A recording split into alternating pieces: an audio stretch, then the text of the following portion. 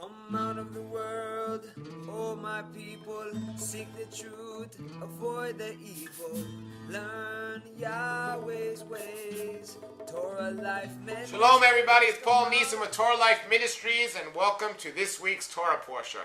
Well, if you're watching this on the Shabbat Shalom everybody, this week's Torah Parashah is Exodus 6:2 to 9:35, and we see Moses and Aaron going to Pharaoh saying, "Let our people go. Let them go." And plague after plague after plague. Pharaoh's heart was just getting hardened and hardened, and it wasn't happening. But the scripture I want to start off reading this week is Exodus 6 to 8. So Exodus 6 to 8 says, "Therefore say to the people of Israel, I am Yahweh. I will free you from your oppression, and I will rescue you from the slavery in Egypt. I will redeem you with a powerful arm and grant great acts of judgment. I will claim you as my own people, and I will be your Elohim. Then you will know that I am Elohim, who has freed you from your oppression in Egypt, and I will bring you into the land I swore to Abraham, Isaac, and Jacob. I will give it to you as your own possession, because I am Yahweh, the Elohim." So this verse right here is so significant because what does he say? Yahweh tells Moses, "I will free you, I will redeem you, I will claim you, and I will be your Elohim."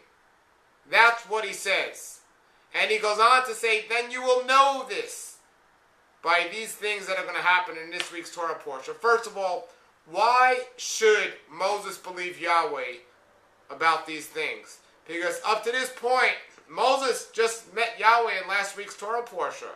And why should Moses believe Yahweh when he says, "I will free you, I will redeem you, I will claim you, and I will be your Elohim"? Why? Because in Exodus 5:23, we saw this last week, we saw Moses saying to Yahweh, "For ever since I came to Pharaoh to speak in your name, he has dealt terribly with our people, and you haven't rescued our people at all."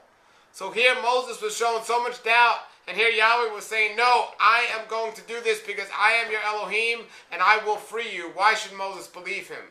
We see Moses' doubt right here, and it's justified doubt, because the people were being oppressed even more after Moses went to Pharaoh after Yahweh sent him. And why should the Israelites believe Moses? Because after Moses finally said, "Okay, Yahweh, I'll tell the people what you say. I'll let them know." So Moses goes to the people and tells them, but why should the people believe them? The Israelites should have, justifiably so, they shouldn't believe him. In Exodus 4:31 it says, "The people believed when they heard Yahweh had remembered them and how they were oppressed." That was just last week's Torah portion. They bowed their head in worship. But still, this week, we see no relief. We see, instead of them being rescued, we see their oppression harder. So why should Moses believe Yahweh? Why should the people believe Moses? And then why should Pharaoh believe Moses? Why should he set the Israelites free? In Exodus 5:2 from last week, we see Pharaoh replied, "Who is Yahweh that I shall obey? Obey him, and he who says, 'Let Israel go.' I don't know Yahweh, and I won't let Israel go." So you had all this doubt. You had all these people, lack of faith, doubt. But you know what? That's exactly where Yahweh wanted them. Yahweh had them at his lowest. He had them at their lowest point. No doubt him at all. He said, "Now I will show them. Now they will see." And he wants us to be faithful, of course. But he had them down. And when people get saved, they're usually down at the ditches. As the last, they say, "Oh, there's nothing else." And then Yahweh says, "Now I will show you who I am." Well, you know, I see a lot of sick people in my practice with stage 4 cancer or some other disease that the doctors have told them their life is over and there's nothing that can be done. And they just many times give up. But why should they not give up? Because Yahweh says, "I can heal all." That's why. Don't put confidence in man, put confidence in Yahweh. He shows us, just like he showed us in this week's Torah, is everything in life. When you're down to your lowest, and you seem to have no faith or anything else, Yahweh can change us. Yahweh is different. This story shows us that this week about the miracles that he can do. You know, this week we saw Pharaoh's magicians trying to mimic the things that Moses was doing, that Yahweh was doing through Moses. But he wasn't doing the same. You know, they have some trickery or illusion to try to match Yahweh's powers, or even maybe some satanic powers or something trying to match Yahweh's powers. But you know what? They couldn't match his powers. If they could, they wouldn't have been trying to mimic them. They would have been trying to reverse them. But it was only Moses that could reverse them through Yahweh. So we have to understand there are a lot of people in today's world that try to mimic Yahweh's powers. There's a lot of different belief systems in the world today that try to mimic Yahweh's powers and everything else. But there's only one Yahweh. There's only one Creator. There's only one Elohim. That's what people have to understand. You know, there's no equal to him. That's what they have to understand. It says in the scriptures there's one and his name is Yad-He-V'He, Yahweh. And it says it right there. People ask me, well, where is the name found in the scripture? Well, it said, we saw it right there. This week it said Yad-He-V'He. You know, so we have to understand there's only one, and we have to understand that his name is Yahweh, and his son's name is Yeshua. And Yeshua means Yahweh's salvation, or the salvation to Yahweh. In this week's Torah portion, everybody, it says in Exodus 8:10, Moses said to Pharaoh, from this you will learn that Yahweh, our God, has no equal. There's no equal to him. Nobody that can come close. But today, man wants to listen to their fleshly desires. They want to run to the doctor if they're sick. They want to run to other gods and other religions and other belief systems because they think that it's easier or more fun or something else. Yahweh is all things. He is the I am. And no one else can come close to him.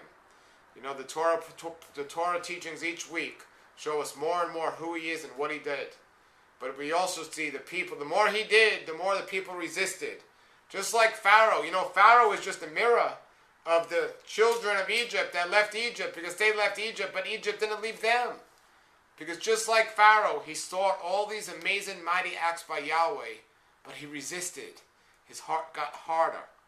Well, what do you think happened in the desert with the children of Israel that left Egypt? What do you think happened in the desert? Why do you think that they didn't go into the promised land? Why do you think they wandered around a place that shouldn't have taken 40 years? It should take a couple of months to get from one place to the other. But it took them 40 years to even get there to cross over to the Jordan.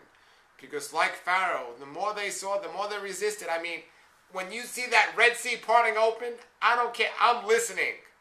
I mean, he could do that. He could do all things. I'm listening. But the people there, they saw it. They lived it. They were there. They were part of it. But still, man's ways had such a hold on people. The enemy has such trickery to deceive people. And I'm telling you, everyone out there, you know, Yahweh, there is no equal.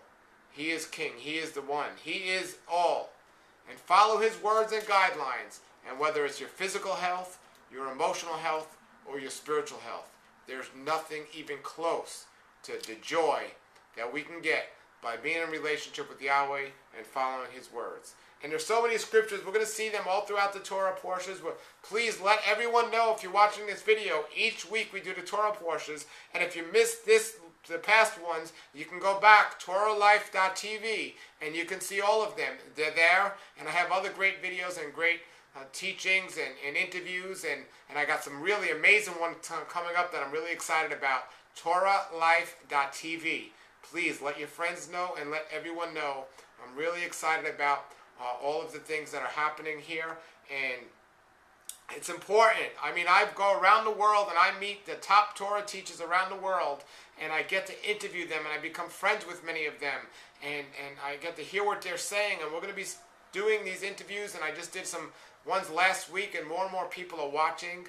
I also have my other health channel, which is rawlifehealthshow.com. That's RAWLIFE healthshow.com.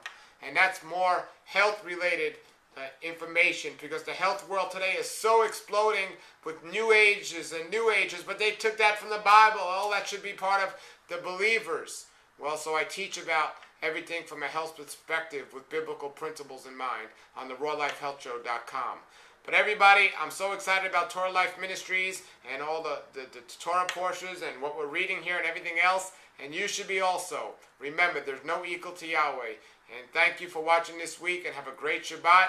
Until then, Yahweh bless you, and we'll see you again next week with the Torah Parashah. And we're going to start doing longer Torah Parashahs. I've been on the road here, and I've been traveling a lot, but I'm going to get home, and I have all the software set up to be doing longer Torah Parashahs. So if you want to be on the mailing list, if you're not getting these, please contact me via the website, TorahLife.tv, and we'll get you on there.